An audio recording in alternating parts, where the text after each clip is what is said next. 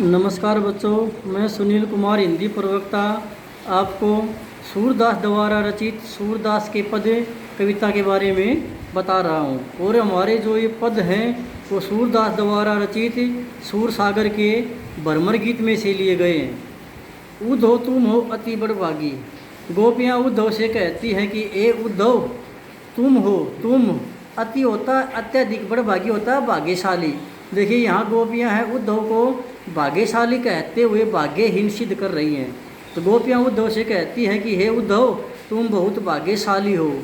अपरस रहत सने तगाते, यहाँ अपरस रहत सने तगा, यहाँ रूपक अलंकार है सने रूपी बंधन या धागा। तो गोपियाँ उद्धव से कहती हैं कि तुम श्री कृष्ण के स्नेह रूपी धागे से बंधन से दूर रहे हो। ना हिन मन अनुरागी और न ही तुम्हारे मन में उसके प्रति प्रेम पैदा हुआ है। फिर पुरैन पात रहत जल भीतर तारस देह ने दागी। यहाँ अब उदाहरण अलंकार के बारे में बताया गया है। उदाहरण देकर कि जिस प्रकार कमल का पत्ता पानी के अंदर रहकर भी उस पर पानी की बूंद तक नहीं ठहरती, फिर ज्यों जलमा है तेल की गागरी बूंद न ताको लागी। जिस प्रकार तेल के घड़े से तेल के भरे हुए घड़े पर पानी की बूंद तक नहीं ठहरती, उसी प्रकार श्री कृष्ण के पास रहकर भी तुम्हारे ऊपर उसके प्रेम का कोई प्रभाव नहीं हुआ। फिर है प्रीति नदी में पाऊँ न बोरयो दृष्टि न रूप परागी। प्रीति होता प्रेम रूपी, यहाँ रूपक अलंकार के माध्यम से कवि कहते हैं कि तुमने कभी भी प्रेम रूपी नदी में अपने पैर नहीं रखे। सूरदास अबला हम बोरी गुड़ चाटी जो पागी। सूरदास जी कहते हैं कि गोपियाँ उद्धव से कहती हैं कि हम अबला भोली भाली हैं, गुड़ चाटी जो पागी, यानी हम उसके प्रेम में इस प्रकार रम गई हैं जिस प्रकार चींटियाँ हैं वो गुड़ में लिपट जाती हैं। अब देखिए दूसरा पैरा हमारा दूसरा पद है, उसमें कह रहा है कि मन की मन ही मांझ रही। यहाँ गोपियाँ उद्धव से कहती हैं कि मन की मन ही मांझ होता है मन की मन में रहना। गोपियाँ उद्धव से कहती हैं कि श्री कृष्ण से मिलने की इच्छा हमारे मन में ही रह गई। कहिए जाई कौन पे उद्धव ना ही परत कहे। उद्धव हे उद्धव कहिए जाई, यानी जाकर कौन कहे, ना ही परत कहे, किसी से कुछ कहा नहीं जाता।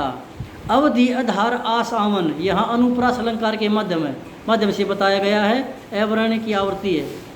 अवधि आधार आस आवन की तन मन बिथा सही।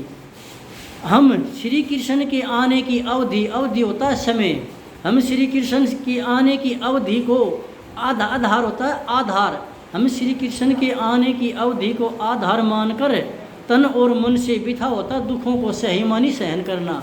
हम श्री कृष्ण के आने की अवधि को आधार मानकर तन और मन से दुखों को सहन कर रही थी। अब इन जोग संदेश ननी सुनी, या पुनरुक्ति प्रकाश अलंकार हो गया सुनी में।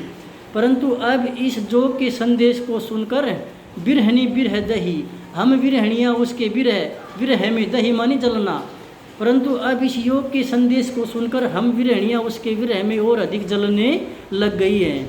चाहती होती गुहारी जितईते, यानी गुहार का अर्थ होता है पुकारना, रक्षा के लिए पुकारना। हम जिसे अपनी रक्षा के लिए पुकार रही थी उतते धार भई, वहीं से योग का संदेश निकला है। अर्थात हम जिसे अपनी रक्षा के लिए पुकार रही थी उन्होंने ही हमारे लिए योग का संदेश भेजा है। फिर सूरदास अब धीर धरे ही क्यों मर्यादा न लई। सूरदास जी कहते हैं कि गोपियाँ उद्धव से कहती हैं कि अब हम धैर्य धारण क्यों करें, मर्यादा न लई, अब तो मर्यादा ही समाप्त हो गई है।